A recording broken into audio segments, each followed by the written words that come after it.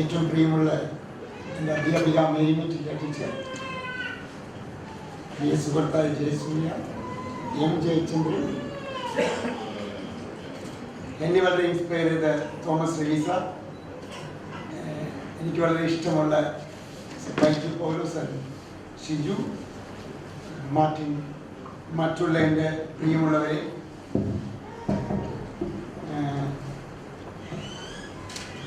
എൻ്റെ ആദ്യത്തെ ബുക്ക് വളരെ സക്സസ്ഫുൾ ആയിരുന്നു.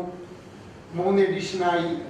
ഇപ്പോൾ രണ്ടാമത്തെ ബുക്ക് ഇറക്കണമെന്ന് മനോരമയിൽ പറഞ്ഞപ്പോൾ ഞാൻ അവരോട് പറഞ്ഞൊറ്റ കാര്യമുള്ളൂ, എഴുതാൻ ബുദ്ധിമുട്ടുണ്ട്. കാരണം എഴുതുമ്പോൾ ഞാനൊരു ഓറൽ കമ്മ്യൂണിക്കേറ്റർ ആയതുകൊണ്ട് എഴുതുന്ന ഭാഷ എനിക്ക് ശരിയായി വളരുന്നില്ല, ഞാൻ ഭയങ്കരമായിട്ട് സ്ട്രഗിൾ ചെയ്യാമെന്ന് പറഞ്ഞിട്ട് കേസ്നാരായണ സാറിനോട് പറഞ്ഞത്, നിങ്ങളുടെ ഒരു റിട്ടൺ ലാംഗ്വേജ് എനിക്ക് വേണ്ട, നിങ്ങൾ എന്നോട് എങ്ങനെ സംസാരിക്കുന്നുവോ അതാണ് ഏറ്റവും ആകർഷകം, അതുപോലെ എഴുതുന്ന മതി പറഞ്ഞു.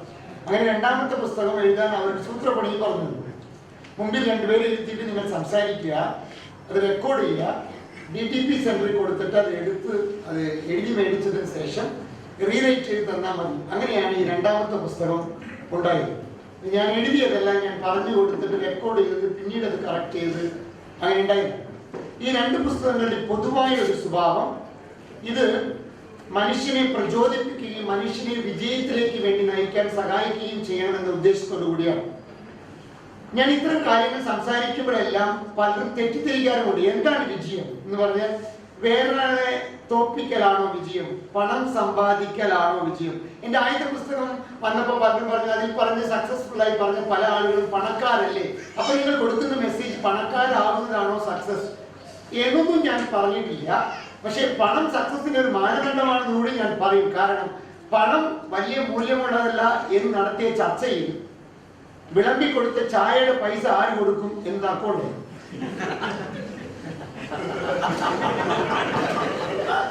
അപ്പൊ ഇത്തരം കാര്യങ്ങളോട് യോജിപ്പിപ്പോൾ പ്രാക്ടിക്കലായി ചിന്തിക്കുന്ന ഒരാളായതുകൊണ്ട് പണമായാൽ സക്സസ് ആയി എന്ന് ഞാൻ പറയുന്നില്ല. പക്ഷെ സക്സസിന്റെ ഒരു മാനദണ്ഡം സ്വന്തം അച്ഛനമ്മയും പട്ടിണി കിടന്നവൻ സക്സസ് ആകും എന്ന് വിശ്വാസം ഇല്ലാത്തത് കൊണ്ട് തന്നെ അപ്പൊ അതിന്റെ ഒരു മാനദണ്ഡമായി കരുതുകയും അങ്ങനെ 1-2 പേരെ ഞാൻ കൂട്ടിച്ചേർക്കുകയും ചെയ്യും.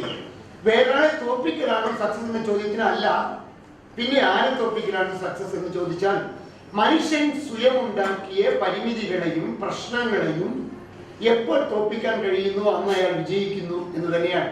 അപ്പൊ സ്വയം നമ്മൾ പറഞ്ഞ് നമ്മൾ തീർത്ത ചില ചട്ടക്കൂടുകളും, എനിക്കിതേ പറ്റൂ, ഞാൻ ഇങ്ങനെയേ ജീവിക്കാൻ പറ്റൂ, എന്റെ സാഹചര്യങ്ങൾ ഇതാണ്, എന്റെ യാഥാർത്ഥ്യം ഇതാണ്, ഇതിന്റെ അപ്പുറത്ത് എനിക്കൊരു ജീവിതമില്ല എന്ന് പറയുന്ന ഈ പരിമിതികൾക്കപ്പുറത്ത് അപാരമായ സാധ്യതകൾ ഉണ്ടെന്നും ആ സാധ്യതകൾ കണ്ടെത്താൻ വേണ്ടി ആ പരിമിതികളെ എപ്പോൾ നമ്മൾ തോൽപ്പിക്കാൻ കഴിയുന്നുവോ അപ്പൊ അയാൾ വിജയിച്ചു എന്നതിന് കൂടുതൽ നമ്മളോട് തന്നെയാണ്. ആ അർത്ഥത്തിലാണ് ഈ പുസ്തകങ്ങൾ ഞാൻ പ്രതിപാദിച്ചേക്കുന്നത്. ഈ അങ്ങനെയുള്ള സക്സസ് എങ്ങനെയാണ് സാധ്യമാവുക എന്ന ചോദ്യത്തിന് ലോകത്ത് ഇന്ന് വരെ അത്തരം പരിമിതികളെ അതിജീവിച്ച് സക്സസ് ആയ ആളുകൾക്കെല്ലാം പൊതുവായി കണ്ട ഒരു ഘടകം, അതിന് എതിരഭിപ്രായം ഉണ്ടെങ്കിൽ ആർക്ക് വേണമെങ്കിലും പറയാം, ഒരു കാര്യം നിങ്ങൾ നോക്കിക്കോളൂ.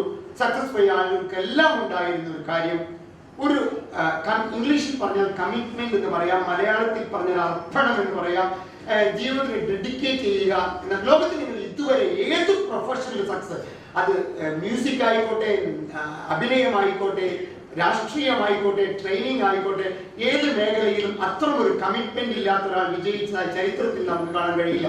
ലോകത്ത് ആരെ എടുത്തു നോക്കിയാലും. ഞാൻ വളരെ അഭിമാനത്തോടു കൂടി പറയുന്ന ഒരു സംഭവമുണ്ട്.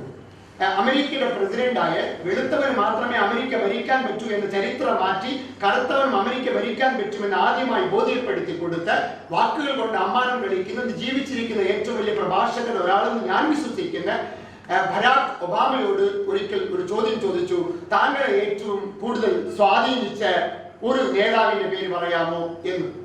നല്ല വിദ്യാഭ്യാസമുള്ള വാക്കുകൾ കൊണ്ട് നന്നായി അമ്മാനമാടുന്ന ബരാക് എന്ത് ഉത്തരം പറയുമെന്ന് കേൾക്കാൻ വേണ്ടി കാത്തിരിക്കുകയാണ് ഞാൻ. ചോദ്യം ചോദിച്ചവനും ഉത്തരം പറയുന്ന ബരാക്കിനും ഇടയ്ക്ക് ഒരു ചെറിയ വിടവുണ്ടായിരുന്നത് കൊണ്ട് എന്റെ സങ്കല്പങ്ങൾക്ക് ഞാൻ ചിറകുരി കൊടുത്തു ആരുടെ പേരായിരിക്കും പറയാൻ പോകുന്നത്. ഞാൻ വിചാരിച്ചു അമേരിക്കയിൽ പാവപ്പെട്ട കുടുംബത്തിൽ കർഷകന്റെ മകനായി ജനിക്കുകയും സ്കൂൾ വിദ്യാഭ്യാസം പോലും കിട്ടാതിരിക്കുകയും എന്നാൽ അമേരിക്കയുടെ ചരിത്രം മാറ്റി മറയ്ക്കുകയും ചെയ്ത് ഏറ്റവും അത്യുച്ചരനായ നേതാവ്, അമേരിക്കയുടെ 12ാമത്തെ ജനാധിപതിയായി 12ാമത്തെ പ്രസിഡന്റായി തെരഞ്ഞെടുക്കപ്പെട്ട് 16ാമത്തെ പ്രസിഡന്റായി തെരഞ്ഞെടുക്കപ്പെട്ട അമേരിക്ക ഏറ്റവും പൊക്കം കൂടിയ അടിമത്വം ഇല്ലാതാക്കിയ പൊക്കം കൂടിയ പ്രസിഡന്റ് എന്ന് വീഴ്ത്തപ്പെട്ട് അബ്രഹാം ലിങ്കന്റെ പേര് ഒബാമ പറയുമെന്ന് ഞാൻ പ്രതീക്ഷിച്ചു, പറഞ്ഞില്ല. 1963 2.5 ലക്ഷം പേരെ സാക്ഷരത്തിക്കൊണ്ട് ആദ്യമായി കറുത്തവന് സ്വപ്നം കാണാൻ പറ്റുമെന്ന് ആദ്യമായി പ്രഖ്യാപിച്ച കറുത്തവർഗത്തിന്റെ സമർജിതനായ നേതാവ് വെടിയുണ്ടയേറ്റ് മരിച്ച് മാർട്ടിൻ ലൂതർ കിങ്ങിന്റെ പേര് പറയുമെന്ന് ഞാൻ പ്രതീക്ഷിച്ചു. പറഞ്ഞില്ല. അമേരിക്ക സ്വപ്നം ഉണ്ടാക്കി കൊടുത്ത് ജോൺ എഫ് കെന്നഡി ഉണ്ടായിരുന്നു. ഒരുപാട് നേതാക്കന്മാർ അമേരിക്കയിൽ ഉണ്ടായിട്ട് ഒറ്റ ഒരുത്തന്റെ പേര് പോലും പറയാത്ത ഒബാമ ആദ്യമായി പറയുകയാണ്, ആഗോള ഭൂപടത്തിൽ അങ്ങകലെ ത്രികോണത്തിന്റെ ആകൃതിയിൽ ഒരു നാടുണ്ട്. 1947 ഓഗസ്റ്റ് മാസം 15-ാം തീയതി നട്ടപ്പാതിരയ്ക്ക് ആ നാടിന് സ്വാതന്ത്ര്യം കിട്ടിയപ്പോ ആ നാടിന്റെ സ്വാതന്ത്ര്യത്തിന് വേണ്ടി പൊരുതിയ സകല ചോട്ടാ നേതാക്കന്മാരും ഭരണകൂടത്തിന്റെ നക്കാപ്പിച്ച കസേരയ്ക്ക് വേണ്ടി പോയപ്പോൾ എന്റെ നാടിന് സ്വാതന്ത്ര്യം കിട്ടിയിട്ടും ഇന്നും ഈ നാട്ടിലെ ഹിന്ദുവും മുസൽമാനും തല്ലുകൂടി ചാകുന്നത് കണ്ടിരിക്കാൻ സഹിക്കാൻ പറ്റാത്തത് കൊണ്ട് അവന്മാർക്ക് വേണ്ടി പ്രാർത്ഥിച്ചിരുന്നു കൊണ്ടിരുന്ന ഒരു എല്ലും തോലുമായ ഒരു മനുഷ്യനെ 1948 ജനുവരി മാസം 30-ാം തീയതി വെടിവെച്ച് കൊന്നില്ലേ? ആ മനുഷ്യന്റെ പേര് പറഞ്ഞിട്ട്, ആ എല്ലും തോലുമായ മനുഷ്യന്റെ പേര് പറഞ്ഞിട്ട്, മഹാത്മാഗാന്ധിയുടെ പേര് പറഞ്ഞിട്ട് ഒബാമ പറഞ്ഞു എന്റെ ഏറ്റവും സ്വാധീനിച്ച നേതാവ് ഗാന്ധിയാണെന്ന് പറഞ്ഞപ്പോ എണീറ്റ് നിന്നുകൊണ്ട്, ഈശ്വര, ഈ നാട്ടിൽ ഞാൻ ജനിച്ചു പോയത് ഭാഗ്യമായി പോയത്, ആ മനുഷ്യൻ ജനിച്ച നാട്ടിൽ ഞാൻ ജനിച്ചുവല്ലോ എന്നതുകൊണ്ടാണ്. ഈ നാടിന്റെ ഒരു പഞ്ചായത്ത് പ്രസിഡന്റ് പോലും ആകാത്ത ആ മനുഷ്യന്റെ പേര് എന്തിനു പറഞ്ഞു? ഇവിടെ പ്രസിഡന്റ് ആവാമായിരുന്നു, പ്രധാനമന്ത്രി ആവാമായിരുന്നു. എന്തുകൊണ്ട്? ഉത്തരമേ ഉള്ളൂ, ജീവിതം അർപ്പിച്ചവനാണ്. താൻ എന്തിനു വേണ്ടിയാണോ ജനിച്ചത് അതിനു വേണ്ടി അർപ്പിച്ചവനാണ്. അങ്ങനെ അർപ്പിക്കപ്പെട്ടവരുടെ പേര് മാത്രമേ ചരിത്രത്തിലുള്ളൂ എന്നാണ്. അർജന്റീനയിൽ ജനിക്കുകയും പിന്നീട് സുഖമായി ജീവിക്കേണ്ടതല്ല, ഈ നാട്ടിൽ ഒരുപാട് പട്ടിണി പാവങ്ങൾ ഉണ്ടെന്ന് പറഞ്ഞ് ക്യൂബയിലെ ഫിഡൽ കാസ്ട്രോ, നിങ്ങൾ കേട്ടിട്ടുണ്ടാവും, വിപ്ലവകാരിയായ, ഈ ചരിത്രം എന്നെ കുറ്റക്കാരനെ വിധിക്കുമെന്ന് പ്രഖ്യാപിച്ച മഹാനായ ഫിഡൽ കാസ്ട്രോയുടെ കൂടെ നിന്നുകൊണ്ട് യുദ്ധം നയിച്ച് ജയിച്ച് അധികാര കസേരയിൽ നാഷണൽ ബാങ്കിന്റെ പ്രസിഡന്റായി സ്ഥാനം വഹിച്ചുകൊണ്ടിരുന്നപ്പോ ഞാൻ ഭരിക്കേണ്ടവനല്ല, ഇവിടുത്തെ സുഖസൗകര്യങ്ങൾ എനിക്ക് വേണ്ട, കാരണം ഇന്നും ഈ നാട്ടിൽ പട്ടിണികളുണ്ട് എന്ന് പറഞ്ഞ് ആ സ്ഥാനമാനങ്ങൾ ഒഴിവാക്കിക്കൊണ്ട് ബൊളീവിയൻ കാടുകളിൽ അനാഥയെ പോലെ വെടിയുണ്ട് ഏറ്റു മരിച്ച യേശുവിന്റെ ഛായയുള്ള മനുഷ്യനുണ്ടായിരുന്നു, ചെഗുവേര. അയാളെ ഞാൻ ആരാധിക്കുന്നതിന് കാരണം ഒരു ഒടുക്കത്ത കമ്മിറ്റ്മെന്റ്. ആ കമ്മിറ്റ്മെന്റ് ജീവിതത്തിൽ എവനെല്ലാം ഉണ്ടോ, ആ ജീവിതത്തിലെ കമ്മിറ്റ്മെന്റ് എവനെല്ലാം ഉണ്ടോ അവരെല്ലാം ജീവിതത്തിൽ രക്ഷപ്പെട്ടിട്ടുണ്ട് എന്നത് തന്നെയാണ്.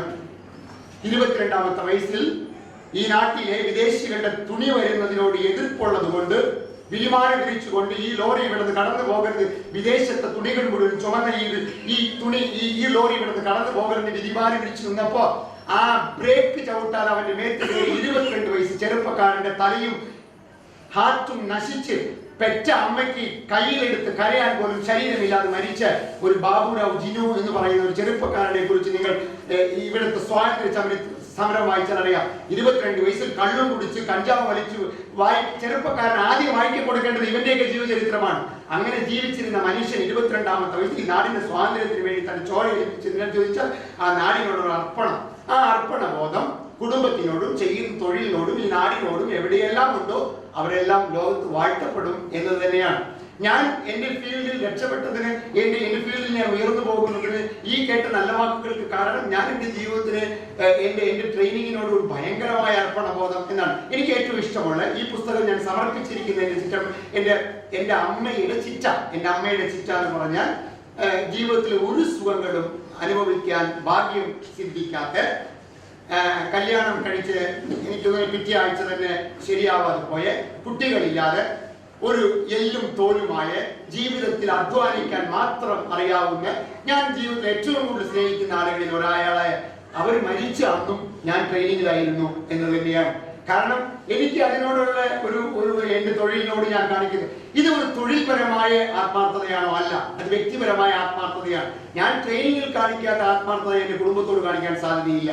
ജയസൂര്യ അദ്ദേഹത്തിന്റെ തൊഴിലിൽ കാണിക്കാത്ത ആത്മാർത്ഥത അദ്ദേഹത്തിന്റെ ഫാമിലിയിൽ കാണിക്കാൻ സാധ്യതയില്ല. അതുകൊണ്ട് ഇതൊരു വ്യക്തിപരമായ അത്തരമൊരു കമ്മിറ്റ്മെന്റ് ആർക്കെല്ലാം ഉണ്ടോ അവരെയെല്ലാം ചരിത്രം വലിയ കാര്യങ്ങളായി, അങ്ങനെ ഒരു കമ്മിറ്റ്മെന്റ് ഉള്ള ഒരാൾക്ക് പണിയെടുക്കാൻ പറ്റുള്ളൂ.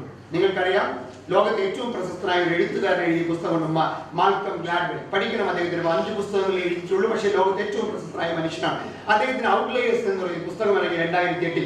അതിൽ 2-ാമത്തെ അധ്യായമാണ് എന്റെ ഓർമ്മ. അദ്ദേഹം പറയാണ്, ലോകത്തെ ഏത് മഹാൻ, ഒരു അഭിനേതാവായിക്കോട്ടെ, ഒരു മ്യൂസിക്കുകാരനായിക്കോട്ടെ, ഒരു ട്രെയിനർ ആയിക്കോട്ടെ, ലോകത്തെ ഏത് മനുഷ്യനും വളരെ ഒരു മാസ്റ്റർ ആകുന്നത് 10,000 മണിക്കൂറുകൾ അയാൾ പ്രാക്ടീസ് ചെയ്തതിന് ശേഷമാണ് എന്ന് ഗവേഷണങ്ങളുടെ അടിസ്ഥാനത്തിൽ അദ്ദേഹം സ്ഥാപിക്കുകയാണ് ആ പുസ്തകത്തിൽ.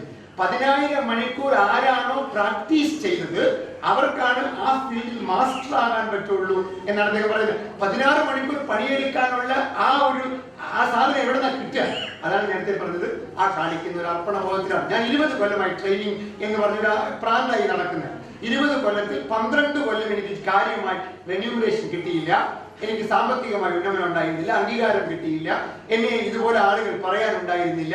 കഴിഞ്ഞ 8 കൊല്ലമായിട്ടേ അത് കിട്ടിയുള്ളൂ. അതിന്റെ കാരണം ഞാൻ പുസ്തകം പഠിച്ചപ്പോൾ മനസ്സിലായത്, 12 കൊല്ലം ഏകദേശം 10,000 മണിക്കൂർ ഞാൻ പ്രാക്ടീസ് ചെയ്യുകയായിരുന്നു ഞാനൊരു മാസ്റ്റർ ആകാൻ വേണ്ടി. അത് എവിടെ നിന്ന് കിട്ടി എന്ന് ചോദിച്ചാൽ അത് ഇത്തരം കമ്മിറ്റ്മെന്റുകളെല്ലാം കിട്ടുക. പിന്നെ എങ്ങനെയാണ് ഈ 10,000 മണിക്കൂർ ഈസിയായി ചെയ്യാൻ പറ്റുക?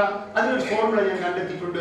2 കാര്യങ്ങൾ കൂടുമ്പോൾ നോക്കോളൂ, ഏത് പണിയും എഫേർട്ട്ലെസ് ആകും. എഫേർട്ട്ലെസ് എന്ന് പറഞ്ഞാൽ ബുദ്ധിമുട്ടില്ലാതാകും. ഏത് കാര്യങ്ങളാണ്? ഒന്ന് അഭിനിവേശം, പാഷൻ, 2 കമ്മിറ്റ്മെന്റ്. ഇത് രണ്ടും എന്ന് ഒന്നിച്ചു കൂടുന്നുവോ അത് നമുക്ക് പണിയെടുക്കുന്ന പോലെ തോന്നില്ല. അതുകൊണ്ടാണ് മാറ്റി പറഞ്ഞത്. എത്ര തവണ തമാശ പറയുമ്പോൾ നിങ്ങൾക്ക് എന്താ ബോറടിക്കാത്തത്?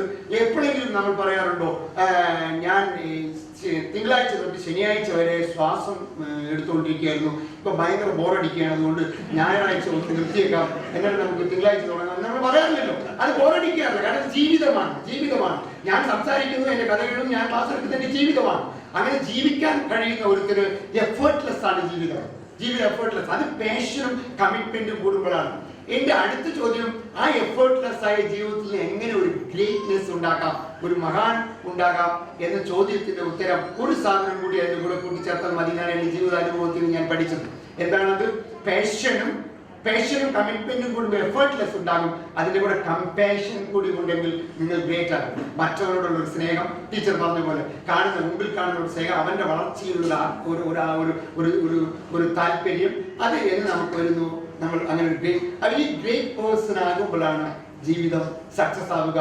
എല്ലാവരുടെ ഉള്ളിലും ആ ഗ്രേറ്റ്നെസ് ഉണ്ട് എന്ന് തന്നെയാണ്. എന്നോട് പലരും ചോദിക്കാറുണ്ട്, എല്ലാവരുടെ ഉള്ളിലുണ്ടോ? ഉണ്ട്, എല്ലാവരുടെ ഉള്ളിലുണ്ട്.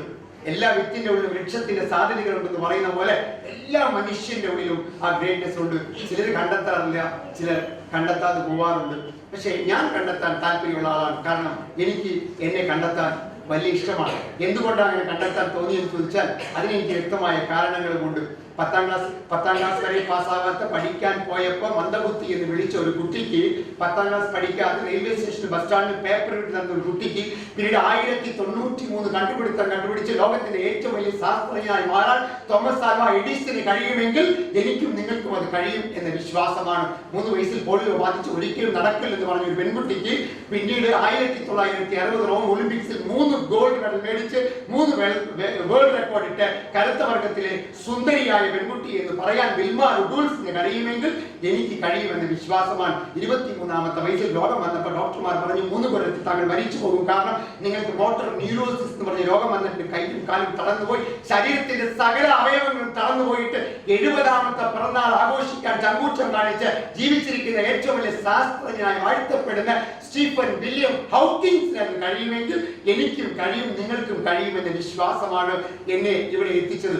ഈ ഉള്ളൂരിൽ നമ്മുടെ ഇവിടെ നിന്ന് പോകുമ്പോൾ കോട്ടയത്തിന്റെ അടുത്ത് ഒരു കുഗ്രാമത്തിൽ ജനിച്ച, താഴ്ത്തപ്പെട്ട ജാതിയിൽ ജനിച്ച, തൊട്ടുകൂടാത്ത വർഗത്തിൽ ജനിച്ച, പാവപ്പെട്ട കുടുംബത്തിൽ ജനിച്ച ഒരു മനുഷ്യന് പിന്നീട് ഇന്ത്യയുടെ ഏറ്റവും വലിയ ജനാധിപതിയായ KR നാരായണന് കഴിയുമെങ്കിൽ എനിക്കും കഴിയും, നിങ്ങൾക്കും കഴിയുന്ന വിശ്വാസമാണ് ഇത് എഴുതാൻ എന്നെ പ്രേരിപ്പിച്ചത്. രാമേശ്വരം കടപ്പുറത്ത് പഠിക്കാൻ കാശില്ലാത്തോട് പുളിങ്കുരു വിറ്റ് പഠിച്ചവൻ, പേപ്പർ വിറ്റ് പഠിച്ചവൻ, ട്രിച്ചി സെന്റ് ജോസഫ് കോളേജിൽ ഡിഗ്രി കഴിഞ്ഞ് പുറത്തിറങ്ങിയപ്പോൾ മദ്രാസ് ഇൻസ്റ്റിറ്റ്യൂട്ട് ഓഫ് ടെക്നോളജിയിൽ എയറോനാട്ടിക്കൽ അഡ്മിഷൻ കിട്ടിയപ്പോൾ 1000 രൂപ ഫീ കൊടുക്കാൻ കാശില്ലാത്തത് മൂത്തവരുടെ കഴുത്തിൽ കിടന്ന മാല കൊണ്ടുപോയി പണയം വെച്ച് പഠിക്കാൻ APJ അബ്ദുൽ കലാം ഇന്ത്യയിൽ ആദ്യമായി സ്വപ്നങ്ങളെ കുറിച്ച് സംസാരിക്കാൻ ചങ്കൂറ്റം കാണിച്ച് ആ ഭരണാധികാരി APJ അബ്ദുൽ കലാമിന് കഴിയുമെങ്കിൽ ഒരു പാവപ്പെട്ട കുടുംബത്തിൽ ജനിച്ച് 4.5 വയസ്സിൽ നാട് വിട്ടുപോയി തമിഴ്നാട്ടിലെ പുറമ്പോക്കിൽ ചായക്കട വേണ്ടി ജീവിച്ച എന്റെ കുടുംബത്തിൽ നിന്ന് വന്ന ഒരു സാധാരണക്കാരനായ മധുവിനും ഇത് കഴിയുമെന്ന് ഉത്തമ വിശ്വാസത്തിലാണ് ഈ സാധനം. ഇതൊരു ചങ്കൂറ്റം. എന്നോട് പലരും ചോദിക്കാറുണ്ട്, തറയാണോ എന്ന്. ഞാൻ പറയില്ല, അടിത്തറയാണ്. അടിത്തറ. അതുകൊണ്ടാണ് ചില ആളുകൾക്ക് എൻ്റെ വാക്കുകൾ സ്പർശിക്കുന്നത്. ഞാൻ പുസ്തകങ്ങളിൽ വായിച്ച കഥകളല്ല പറയുന്നത്, എൻ്റെ ജീവിതത്തിൽ കണ്ട കാര്യങ്ങളാണ്. അപ്പൊ